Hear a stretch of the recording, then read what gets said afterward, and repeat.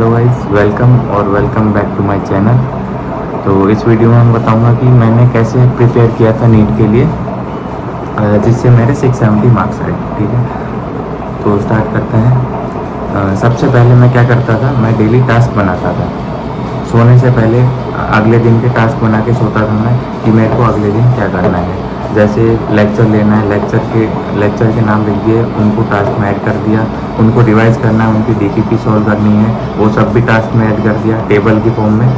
और उसमें भी फिर मेरे को लगता था कि टाइम बच जाएगा, तो मैं जो पहले के टॉपिक्स हैं उनमें भी कोई वीक टॉपिक होता था उसको ऐड कर देता था कि इसको मेरे को रिवाइज करना है पूरा। ठीक है, और मैं टास्क कंप्लीट करके ही सोता था रात को। फिर वापस सोने से पहले अगले दिन के टास्क बनाता था, डेली यही रिपीट करता था। और लेक्चर लेते टाइम ऐसी बहुत सी चीज़ें होती हैं जो एक बार में समझ नहीं आती हैं, तो उन चीज़ों को छोड़ना नहीं है, उसको समझ के ही आगे बढ़ना है। ठीक है, ऐसा नहीं कि समझ नहीं आया तो छोड़ के आगे बढ़ जाते हैं, नहीं। हर एक चीज़ इंपॉर्टेंट होती है नीट में, कहीं से भी क्वेश्चन आ सकता है, कहीं से भी। ठीक है, तो हर एक कंसेप्ट को क्लियर करना है। ठीक है, ऐसे ही याद करके आगे नहीं बढ़ जाना है, कंसेप्ट को देखना है, वो टीचर समझाएंगे। ठीक है, और कुछ समझ नहीं आया तो टीचर से बार बार पूछना है, नहीं समझ आया तो बोल दो, बार बार वापस बोल दो नहीं समझ आया। ठीक है, और फिर टेस्ट के लिए कैसे प्रिपेयर करना होता है ये मैं बताता हूँ। ठीक है, जैसे अगले संडे टेस्ट है और कल जैसे मंडे, ऐसे मान लेते हैं। ठीक है, कल मंडे है तो हमें पहले क्या करना है, पहले हमें अपने वीक टॉपिक्स को पढ़ना है। ऐसा नहीं कि जो हमें आता है उसको ही पढ़ रहे हैं पहले, फिर जो नहीं आता उसको बाद में पढ़ेंगे, नहीं। जो नहीं आता ना उसको पहले पढ़ना है, और जो आता है उसको बाद में पढ़ेंगे। जो आता है मतलब ऐसे कि उसको हम ना भी पढ़ें तो क्वेश्चन अटैम्प्ट कर सकते हैं हम, लेकिन जो नहीं आता उसके हम क्वेश्चन भी अटैम्प्ट नहीं कर सकते। तो जो नहीं आता उसको पहले पढ़ेंगे। जैसे पहले मैं क्या करता था, मैं पहले फिजिक्स पढ़ता था। ठीक है, पहले फिजिक्स में भी जो वीक टॉपिक्स है मेरे उनको पहले करता था, और जो स्ट्रॉन्ग टॉपिक्स है उनको बाद में करता था। ठीक है, ऐसा कि भाई मेरे को इससे क्वेश्चन हो जाएंगे तो मैं उनको बाद में करता था। पहले मैं फिजिक्स करता क्योंकि फिजिक्स मेरा वीक था। ठीक है, मेरी फिजिक्स में बहुत सारे टॉपिक्स वीक थे, इसलिए पहले मैं फिजिक्स करता था। और तुम्हारे लिए अलग हो सकता है कि तुम्हारी केमिस्ट्री वीक हो, बायो वीक हो।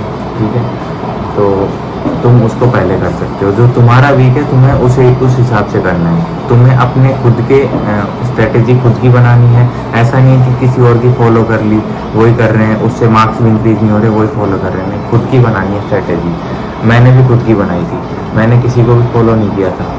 हर चीज़ मैंने अपने हिसाब से की थी, और वही बेस्ट होता है। ठीक है, नोट्स भी हमें खुद के ही बनाने हैं, किसी और के नहीं लेने। खुद के नोट्स, खुद के हाथ से लिखी हुई चीज़ें ही जल्दी याद होती है, और हमें पता होता है क्या कहाँ क्या लिखा है हमने। उन नोट्स में हम अपने हिसाब से कुछ भी लिख सकते हैं। ऐसा नहीं है कि नोट्स पूरे इंग्लिश में बना रहे हो, नहीं, तुम्हें अपनी लैंग्वेज में लिखना है। साइड में कुछ लिखना है, समझ नहीं आ रहा तो वो भी लिख दो।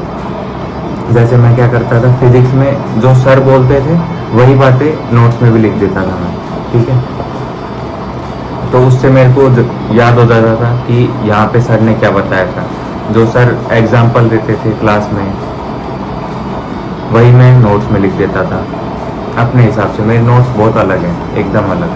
ठीक है, वैसे ही तुम्हें अपने नोट्स बनाने हैं, खुद के हिसाब से बनाने हैं, तो वो बेस्ट रहेंगे, बहुत जल्दी याद होगा उनसे। और क्या कर सकते हैं, हम एक्टिव रिकॉल करना होता है हमें। जैसे हम खाना खा रहे हैं तो दिमाग में ऐसा नहीं, खाना वैसे नहीं खाना है, फ़ोन में कुछ चला लिया, यूट्यूब वीडियो चला ली, नहीं, उससे माइंड डिस्ट्रैक्ट होता है। ठीक है, हम खाना खाते हुए भी हम रिवाइज कर सकते हैं। आंखें बंद कर लो, खाना खाओ, और उसमें टॉपिक्स रिवाइज कर लो कोई। ठीक है, रात को सोने जा रहे हैं तो सोने से पहले हम आंखें बंद करके ये रिकॉल कर सकते हैं कि आज पूरे दिन में हमने क्या क्या किया, क्या क्या पढ़ा, उन टॉपिक की हेडिंग्स, उनसे सब कुछ याद आता जाएगा कि क्या क्या पढ़ा हमने, क्या क्या याद किया, और कल के टास्क के लिए हमें क्या क्या करना है। वो टास्क बनाने के बाद ये ऐसे रिकॉल कर सकते हैं, इससे माइंड एक्टिव रहेगा। ठीक है, और सुबह उठेंगे तब भी याद रहेगा फिर कि हमें आज क्या करना है। सुबह उठते ही ये याद करना है कि आज हमारे टास्क क्या हैं। ठीक है, नहीं याद आ रहा, वो टेबल जो बनाई थी टास्क की, उसमें देखना है कि क्या क्या टास्क बनाए थे, भूल जाते हैं, इसलिए टेबल बनाना भी ज़रूरी है। ठीक है, फिर और क्या कर सकते हैं हम, जैसे हाँ, टेस्ट होगा, टेस्ट होने के बाद उस टेस्ट को ऐसा नहीं है कि छोड़ देना है, छोड़ना नहीं है, उसको एनालाइज करना है। जैसे 3 घंटे का टेस्ट होता है तो एनालिसिस में भी 3 घंटे लगते हैं। अगर हमारे क्वेश्चंस गलत हुए हैं, मार्क्स कम आए हैं, तो एनालिसिस में टाइम लगता है। ठीक है, और अगर मार्क्स ज़्यादा हैं और हमें पता है कि भाई सही किया हमने बहुत सारे क्वेश्चन, मान लो 650 प्लस मार्क्स हैं, तो एनालिसिस में कम टाइम लगेगा। मेरे लगते थे 2-3 घंटे लगते थे मेरे को एनालिसिस करने में, और ये सबसे इम्पोर्टेंट चीज़ होती है टेस्ट की एनालिसिस करना। इससे ही मार्क्स इंप्रूव होते हैं, इससे ही मार्क्स इंक्रीज होंगे आगे भी। ठीक है, और एनालिसिस कैसे करनी है ये मैं बताऊंगा कभी और। ठीक है, इसमें आगे बढ़ते हैं अपन कि जैसे सिलेबस कंप्लीट कर लिया हमने, एक बार पूरा कर लिया, लेक्चर्स हो गए, और लेक्चर्स के साथ साथ हम रिवाइज भी कर रहे थे पीछे का। ठीक है, तो सिलेबस कंप्लीट हो गया, तो एक तुम्हें क्या करना है, अब जैसे मान लो 3 महीने बचे हों बाद में, तो एक फुल सिलेबस टेस्ट देना और देखना कि कौन से टॉपिक्स अब वीक हैं। लास्ट में तुम्हें पढ़ना नहीं होगा ज़्यादा, ऐसा नहीं है कि तुम एक चैप्टर फिर लेके बैठ गए फिर पढ़ रहे हो। तुम टेस्ट दोगे और फिर उसमें देखोगे कि कौन से चैप्टर से गलतियाँ हुई है, उस चैप्टर को तुम पढ़ोगे। ठीक है, और जिस चैप्टर से गलती नहीं उसको ही बार बार पढ़ रहे हैं, ऐसा नहीं होगा। कोई टॉपिक होगा वो वीक है तो उसे पढ़ना है, टेस्ट के थ्रू पढ़ना होता है। लास्ट में एक एक चैप्टर उठा के ऐसे नहीं पढ़ना होता, जो आता है वो भी पढ़ रहे हैं। तुम टेस्ट दोगे, उनके थ्रू पढ़ना है लास्ट में, और लास्ट में इतना लोड नहीं पड़ता कि क्या पढ़ूँ। टेस्ट देना है, उसको एनालाइज करना है, अपने वीक टॉपिक्स देखने की, इस टॉपिक से बार बार गलतियाँ हो रही है तो उसको पढ़ना है। ठीक है, और शॉर्ट नोट्स कैसे बनाने होते हैं, जैसे चैप्टर पढ़ गया तुमने, उसके क्वेश्चन लगाने बैठे, लेकिन उसके क्वेश्चन हो नहीं रहे, 2-3 बार पढ़ लिया फिर भी नहीं हो रहे, तो एक पेज लेना है और नोटबुक खोलनी है जिसमें नोट्स हैं अपने, और उसमें से उस पूरे चैप्टर को 3-4 पेज में उतार देना है। ऐसे कॉलम बना के 3-4 पेज में एकदम पूरा चैप्टर आ जाएगा 3-4 पेज में, तो फिर वो चीज़ें आसानी से याद हो जाएगी तुम्हें। नोट्स बनाते हुए याद हो जाएगी कि क्या क्या कैसे कनेक्ट होता है। चैप्टर्स में भी बहुत सारे कनेक्शंस होते हैं, वो भी उस शॉर्ट नोट्स में तुम्हें समझ आ जाएगा कि ये पहले तो आया नहीं था मेरे को, अब आ गया शॉर्ट नोट्स बनाते टाइम। ऐसा नहीं है कि हर चीज़ के शॉर्ट नोट्स बना रहे हैं, मैंने भी सबके शॉर्ट नोट्स नहीं बनाए थे, मैंने उन चीज़ों के शॉर्ट नोट्स बनाए थे जिनमें मेरी गलतियाँ हो रही थी, क्वेश्चंस नहीं हो रहे थे। जैसे वेव्स चैप्टर हो गया, वेव चैप्टर में 2-3 बार पढ़ चुका था, पर फिर भी मैं भूल रहा था, तो मैंने उस वेव चैप्टर को 2-3 पेज में उतार दिया था पूरा। ठीक है, फिर उसको ही मैं रिवाइज करता था, और कुछ ऐसे शॉर्ट नोट्स में समझ नहीं आ रहा तो नोट्स खोल लो, ऐसे करना है। ठीक है, और तुम जब टेस्ट की एनालिसिस करोगे तो जैसे क्वेश्चंस गलत हो रहे हैं और उसमें कोई नया कंसेप्ट मिला, तो उसको जैसे क्वेश्चन को अपनी नोटबुक में उतार लेना, जिस चैप्टर से वो रिलेटेड है उस चैप्टर के लास्ट में उस क्वेश्चन को लिख लेना और उसका सॉल्यूशन भी लिख लेना। इससे तुम्हें याद रहेगा कि ये क्वेश्चन मेरा गलत हुआ था। ठीक है, और मैंने एक अलग नोटबुक भी बना रखी थी जिसमें मैं अपनी मिस्टेक्स लिखता था। जैसे कोई क्वेश्चन है बार बार गलत हो रहा है उसको भी लिखता था, और कोई सिली मिस्टेक हुई, मैं क्वेश्चन सारे लिखता था जो मेरे गलत होते थे। टेस्ट के बाद उन क्वेश्चंस को नोटबुक में लिख देता था, उसके सॉल्यूशन भी लिख देता था, और फिर उनको सॉल्व भी करता था बाद में। वो बहुत इंपॉर्टेंट होता है। ठीक है, उससे मार्क्स बहुत ज़्यादा इम्प्रूव होते हैं। हमें अपनी मिस्टेक्स ही याद रहती हैं, और जो तुम्हारे क्वेश्चन सही होते हैं ना उनको भी देखना है टेस्ट में। ऐसा नहीं है कि सिर्फ गलत देख लिए, सही को भी देखना है, क्योंकि कई क्वेश्चन ऐसे होते हैं जो तुक्के से भी सही हो जाते हैं।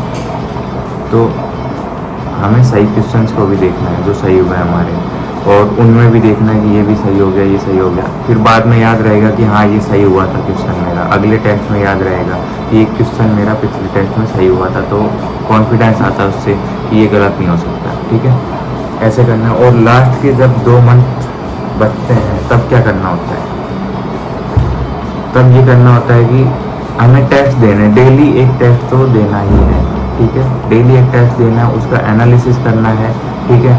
और जो पिछला टेस्ट दिया हमने, जैसे एक दिन पहले टेस्ट दिया, उसमें हमें पता लग जाएगा वीक टॉपिक क्या है, तो आज के दिन उन वीक टॉपिक्स को ख़त्म करना है, ठीक है।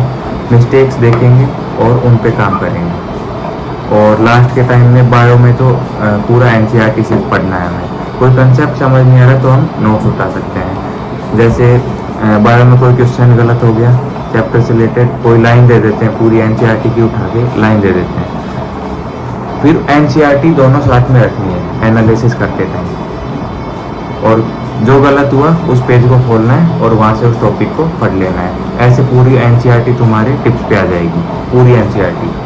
और जैसे टेस्ट में बार बार सेम गलती हो रही हो ना, तो उसकी एक छोटी सी पर्ची लेनी है, एक पेज लेना है छोटा सा, उस पेज पे वो टॉपिक लिख देना है पूरा जो हमारा बार बार गलत हो रहा है। फिर उसको जहाँ तुम पढ़ते हो स्टडी टेबल पे उसके सामने चिपका देना है, ठीक है।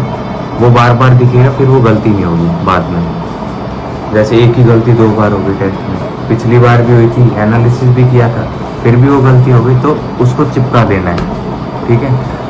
तो वो बार बार डेली तुम्हें दिखेगी, तो वो याद रह जाएगा कि ये गलती नहीं करनी है हमें, ठीक है। और ऐसे सारी गलतियाँ चिपकानी है अपनी, जो भी मिस्टेक्स करेंगे, जो भी गलतियाँ होगी टेस्ट में, बार बार वही सेम चीज़ गलत हो रही है, तो उसे हम चिपका देंगे आसपास, ताकि वो हमें डेली दिखती रहे और वो रिवाइज भी होती रहे। और हाँ, एक लास्ट चीज़ बता देता हूँ कि जब लास्ट के 2 महीने बचेंगे ना, तो तुम टेस्ट दोगे, डेली का एक टेस्ट देना है। 2 भी टेस्ट दे सकते हो अगर तुम दे पा रहे हो तो। मैंने ट्राई किया था बट मेरी दिक्कत हो रही थी टाइम की, तो इसलिए मैं 2 टेस्ट नहीं देता था, एक ही टेस्ट देता था डेली के, ठीक है। अगर तुम्हें सही लगे तो तुम 2 दे सकते हो, ऐसा नहीं है कि एक ही दोगे, ठीक है। 2 दे सकते हो तुम, अगर तुम टाइम मैनेज कर पा रहे हो, एनालिसिस हो रहा है टाइम से, ठीक है, तो तुम 2 दे सकते हो टेस्ट। और फिर हाँ, और वो टेस्ट देने हैं ऑफलाइन।